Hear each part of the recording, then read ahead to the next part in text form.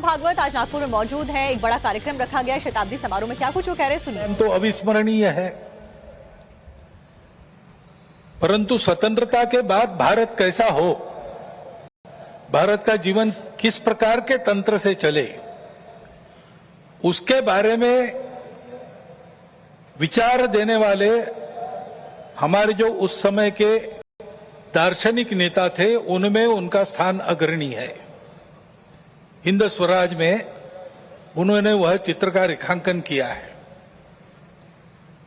और सादगी, विनम्रता और प्रामाणिकता के प्रतीक,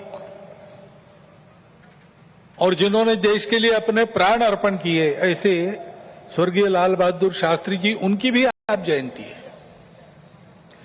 भक्ति, समर्पण और देश सेवा के ये उत्तुंग उदाहरण व्यक्तिगत और राष्ट्रीय चारित्र कैसा होना चाहिए, इसके आदर्श हमको मार्गदर्शन करते हैं।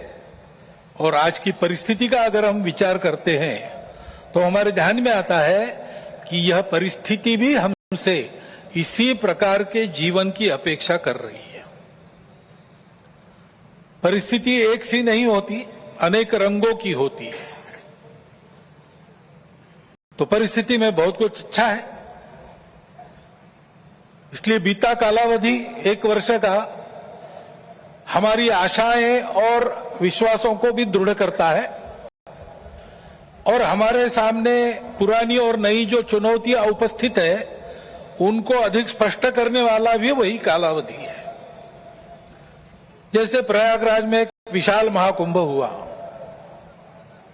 आधुनिक व्यवस्थापन के सारे कीर्तिमान तोड़कर एक जागतिक विक्रम तो उसने प्रस्थापित किया ही, लेकिन संपूर्ण भारत में श्रद्धा और एकात्मता की एक लहर उसने दौड़ा दी। पिछले साल एक दुर्घटना पहलगाम की भी हुई, हमला हुआ सीमा पार के आतंकियों के द्वारा, 26 भारतीय नागरिकों की उनका धर्म पूछकर हत्या की। लेकिन उसके चलते सारे देश में प्रचंड दुख और क्रोध की लहर पैदा हुई। पूरी तैयारी करके सरकार ने, हमारी सेना ने उसका बहुत पुरजोर उत्तर दिया। सारे प्रकरण में हमारी नेतृत्व की दृढ़ता, हमारी सेना का शौर्य, कौशल्य और समाज की एकता और दृढ़ता का एक उत्तम चित्र प्रस्थापित हुआ। और यह भी वह घटना हमको सिखा गई कि यद्यपि हम सबके प्रति मित्र भाव रखते हैं और रखेंगे, फिर भी अपने सुरक्षा के विषय में हमको अधिकाधिक सजग रहना पड़ेगा, समर्थ बनना पड़ेगा। क्योंकि इस घटना के बाद दुनिया में विभिन्न देशों ने अपनी अपनी जो भूमिका ली, उसमें हमारी ये भी ध्यान में आया कि हमारे मित्र कौन कौन है और कहां तक है। देश के अंदर भी अशांति फैलाने वाले असंवैधानिक उग्रवादी या संविधान विरोधी कहिए उग्रवादी नक्सली आंदोलन पर शासन और प्रशासन की दृढ़ कार्रवाई भी हुई, और उनके अनुभव से उनके विचारधारा का खोखलापन और उनकी क्रूरता का अनुभव होने के कारण समाज भी उनसे मोहभंग होकर विमुख हो गया। लेकिन उनका नियंत्रण तो हो जाएगा, परंतु अब ये उस क्षेत्र में एक बड़ी जो बाधा थी वो दूर होने के बाद उस क्षेत्र में न्याय की स्थापना हो, विकास वहां तक पहुंचे, सद्भावना, संवेदना और सामरस्य वहां स्थापित हो, इसके लिए समाज की भी और शासन प्रशासन की भी योजनाएं चलनी पड़ेगी, क्योंकि इनका अभाव ही ऐसे उग्रवादी ताकतों के पनपने का कारण बनता है। इससे त्रस्त मनुष्य दूसरा कुछ उपाय दिखता नहीं, इसलिए निराश होकर उनको प्रश्रय देता है। ये न हो इसलिए ऐसी योजनाओं की आवश्यकता है। आर्थिक क्षेत्र में भी हम आगे बढ़ रहे हैं, ऐसा जो प्रचलित परिमाण है दुनिया के, उसके आधार पर कहा जा सकता है। हमारा देश आर्थिक क्षेत्र में आगे बढ़े, इसलिए आर्थिक जगत के हमारे उद्योगी बंधु, विशेषकर तरुण उद्योजक, इनमें एक मादा भी दिखता है, उत्साह भी दिखता है, इच्छा आकांक्षा भी दिखती है। परंतु ये जो प्रचलित अर्थ प्रणाली है सारी दुनिया में वही है, तो सारी दुनिया के अनुभव में उसके कुछ दोष भी आ रहे हैं। विकास के इस प्रकार के पद्धति से अमीरी और गरीबी का अंतर बढ़ता है। आर्थिक सामर्थ्य कुछ चंद हाथों में एकत्रित होता है। शोषण करने के लिए एक नया सुरक्षित तंत्र इसमें से खड़ा हो सकता है, चिंता नहीं की तो। पर्यावरण के हानि की समस्या खड़ी हो जाती है और मनुष्यों के आपसी व्यवहार में कई प्रकार की व्यापारिक दृष्टि और अमानवीयता की बातें प्रवेश कर जाती है। इन दोषों की बाधा हमें नहीं होनी चाहिए, इसलिए भी कि अभी हाल में अमेरिका ने जो नई टैरिफ नीति अपनाई, उनके अपने हित के लिए अपनाई होगी, लेकिन उसकी मार तो सभी पर पड़ रही है। इसलिए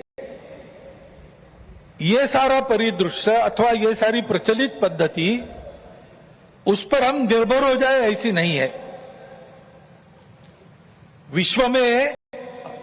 विश्व का जीवन परस्पर निर्भरता से ही चलता है।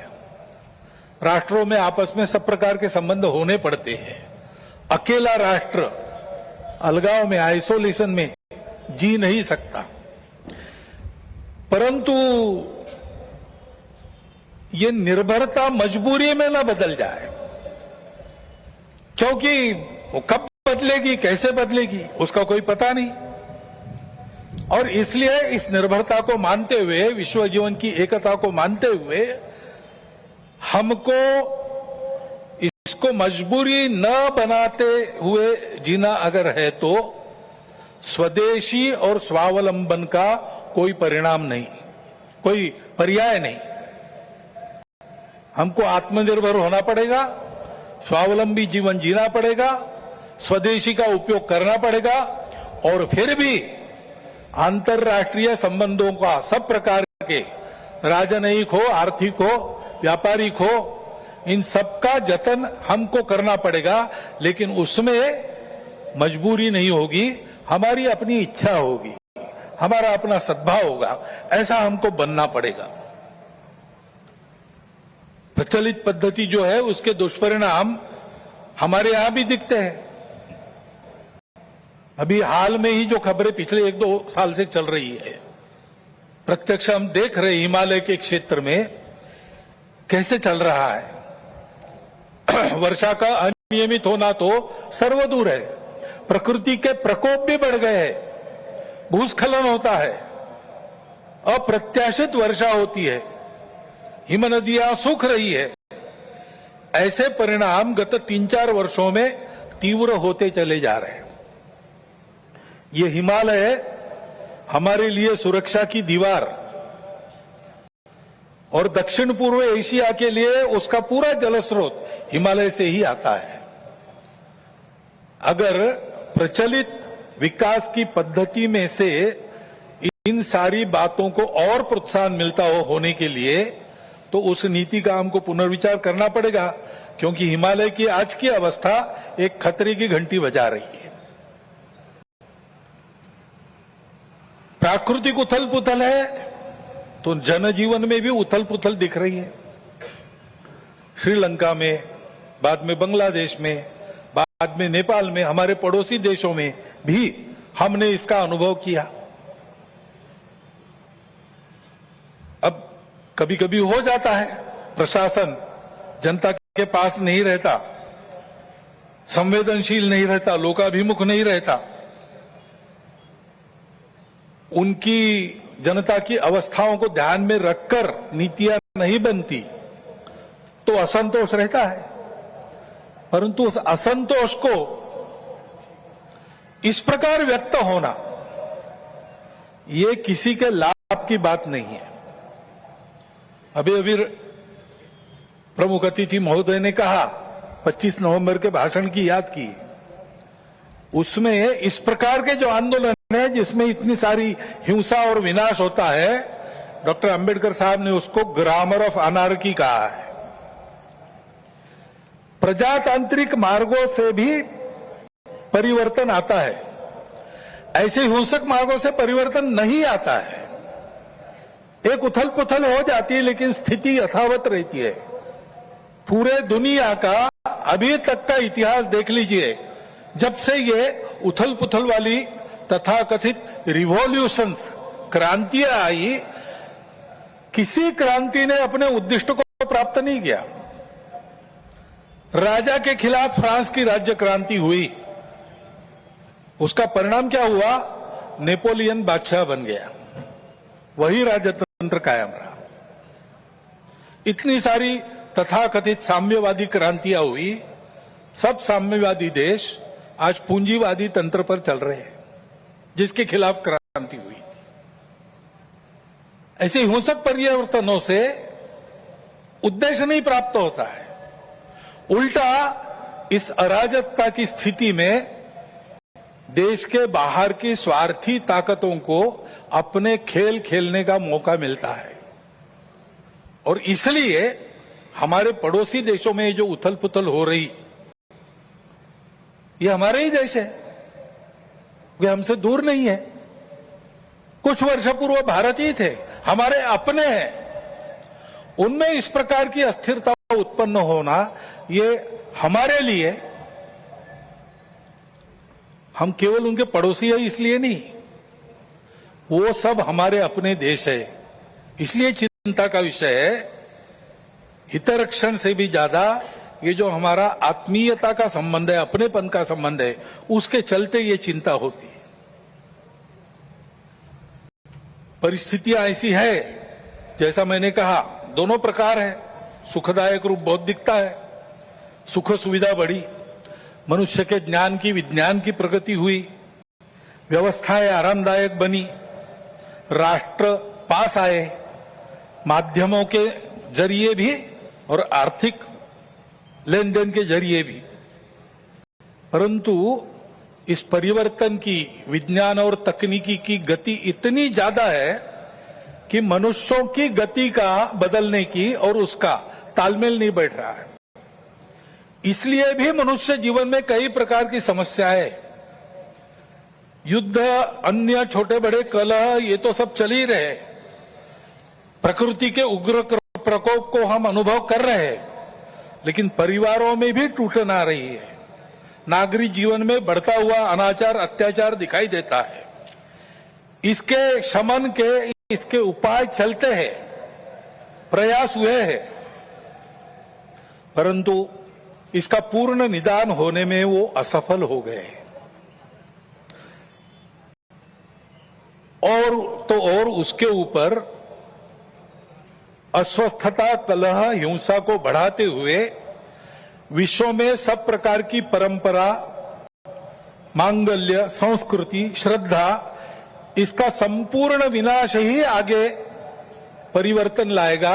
ऐसी उल्टी विचारधारा, विपरीत विचारधारा और घातक विचारधारा लेकर चलने वाला एक नया पंथ उदय में आया। बहुत पहले आया, आजकल वो भारत में भी अपने हाथ पैर फैलाने की कोशिश कर रहा है, सभी देशों में। उसके कारण जो समाज जीवन की अस्त व्यस्त अवस्था हुई है और एक तरह से अराजकता की ओर सारा समाज बढ़ रहा है, ऐसी संभावना दिखती है, उसका अनुभव सब देशों में हो रहा है। और इसलिए इन सारी परिस्थितियों को लेकर विश्व जब पुनर्चिंतन करता है तो वो भारत की ओर अपेक्षा से देखता है। भारत इसका कोई उपाय निकाले, ऐसे विश्व में भी अपेक्षा है। और सौभाग्य से भारत में एक आशा की किरण ये दिखाई देती है कि नई पीढ़ी में देशभक्ति की भावना, अपने संस्कृति के प्रति आस्था और विश्वास का प्रमाण निरंतर बढ़ा है। संघ के स्वयंसेवकों सहित समाज के व्यक्ति और समाज की संस्थाएं अभावग्रस्त वर्गों की निस्वार्थ सेवा करने के लिए अधिकाधिक आगे आ रहे हैं।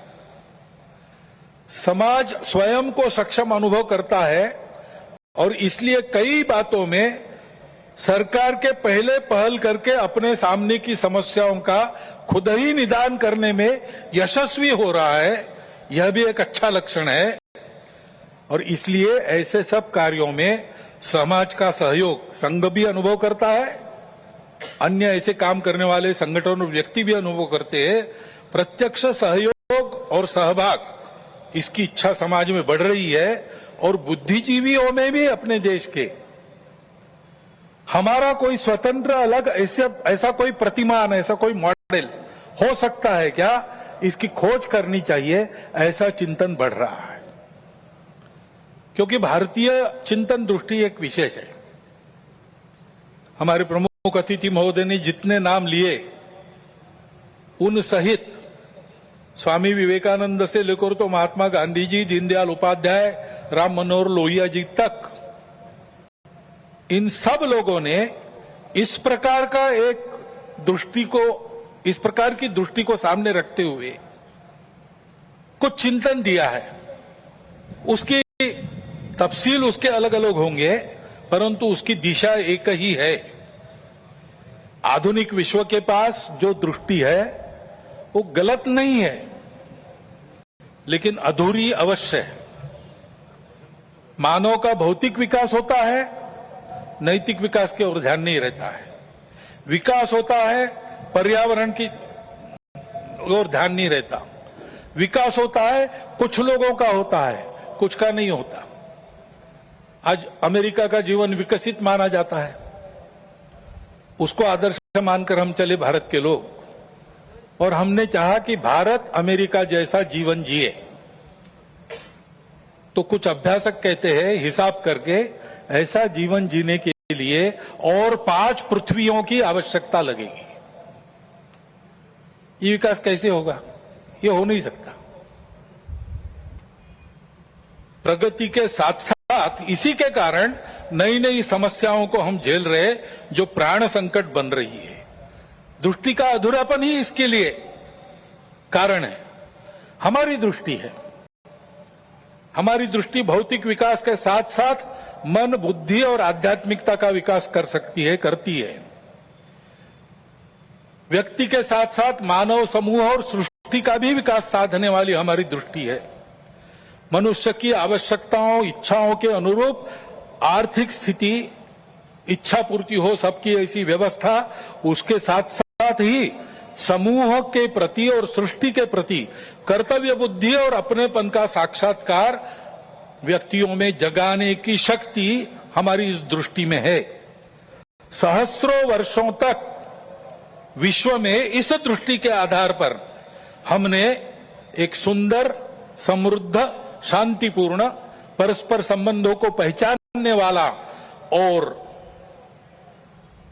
मनुष्य और सृष्टि का, मनुष्य और समूह का सहयोगी जीवन ऐसे प्रस्थापित किया था। आज विश्व के आवश्यकताओं की पूर्ति करते हुए उनकी समस्याओं का निराश करने का शाश्वत निदान देने वाली एक नई रचना को विश्व आवश्यक मान रहा है, भारत से अपेक्षा कर रहे हैं, और नियति शायद यही कार्य हम भारतवासियों से चाहती है कि हम अपने उदाहरण से विश्व को एक नया ऐसा रास्ता दें। संघ 100 साल से ये सारा चिंतन, इन सब महापुरुषों का चिंतन लेकर, संघ का चिंतन नया नहीं है, वो अपनी दृष्टि के आधार पर अपने यहां परंपरा से चलने वाला आज तक आया हुआ यहां तक चिंतन है। उस चिंतन को लेकर संघ 100 साल से काम कर रहा है। समाज जीवन के विभिन्न आयामों में, संगठनों में, संस्थाओं में, स्थानीय स्तर पर भी, व्यक्तिगत पहल से भी स्वयंसेवक सक्रिय है। समाज जीवन में सक्रिय ऐसे अनेक सज्जनों के साथ भी सहयोग और संवाद स्वयंसेवकों का चलते रहता है। इन सबका जो संकलित अनुभव है उसके आधार पर संघ का कुछ चिंतन है। वो चिंतन आज के कार्यक्रम में आपके सामने रखना ये मेरे भाषण का प्रमुख उद्देश्य है। पहली बात है कि विश्व की व्यवस्था में परिवर्तन तो आवश्यक है, विनाश टालना है तो अनिवार्य है, परंतु हम एक विपरीत व्यवस्था में इतने आगे बढ़ गए, सारी दुनिया आगे चली गई, हम भी आगे चले गए। अब एकदम अगर पीछे मुड़ेंगे तो गाड़ी उलट जाएगी। इसलिए इस गति से आगे बढ़ते बढ़ते हुए धीरे धीरे छोटे छोटे कदमों से हमको मुड़ना पड़ेगा, एक लंबा मोड़ लेके पीछे आना पड़ेगा। देश काल परिस्थिति का ध्यान रखते हुए हम अपनी समग्र और एकात्म दृष्टि के आधार पर अपना स्वयं का विकास पथ बनाकर विश्व के सामने एक यशस्वी उदाहरण रखेंगे, तब इस व्यवस्था का परिवर्तन प्रारंभ होगा। अर्थ और काम के पीछे अंधी होकर भाग रही दुनिया को धर्म की दृष्टि देनी पड़ेगी। वो धर्म पूजा नहीं है, वर्शिप्स नहीं है, वो धर्म खान पान रीति रिवाज नहीं है, वो धर्म इसके परे सबको जोड़ने वाला, सबको उन्नत वाला धर्म है। उस धर्म का मार्ग हमको अपने उदाहरण से विश्व को देना पड़ेगा। भारतवर्ष को ऐसा होना ही पड़ेगा, ऐसे संघ मानता है 100 साल के अनुभव के बाद। अब संपूर्ण देश को ऐसा खड़ा करना है, लेकिन व्यवस्था है उसको नहीं बना सकती।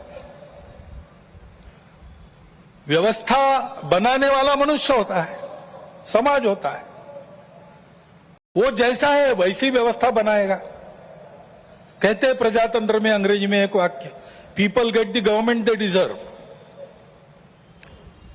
तो ये नहीं है कि सारा कुछ जिम्मा उन पर है, उनकी समीक्षा करके स्तुति या उनकी निंदा हम करते रहे, ऐसा नहीं होता है।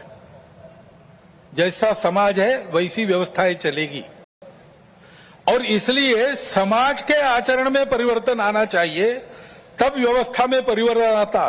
वैसे भी कोई स्थापित व्यवस्था अपने को स्वयं को बदलने की इच्छुक नहीं रहती और अपने को स्वयं को बदलने का उसका सामर्थ्य भी नहीं रहता, क्योंकि वो स्वयं को नहीं बनाती, समाज उनको बनाता है। ये सामर्थ्य समाज के पास रहता है। समाज को अपने आप को नए आचरण में ढालकर खड़ा होना पड़ता है। ये व्यवस्था परिवर्तन की पूर्व शर्त है, और समाज के आचरण के परिवर्तन जो आता है वो भाषणों और पुस्तकों से नहीं आता। प्रबोधन तो करना ही पड़ता है, लेकिन प्रबोधन करने वालों को स्वयं जो परिवर्तन चाहते हैं उसका उदाहरण बनना पड़ता। अपने व्यक्तिगत जीवन में, सामाजिक जीवन में, राष्ट्रीय जीवन में, अपने स्वयं के परिवार के जीवन में, अपने आजीविका के कार्य में हम उस परिवर्तन का उदाहरण बनकर जिए। और ऐसे जो उदाहरण स्वरूप व्यक्ति होते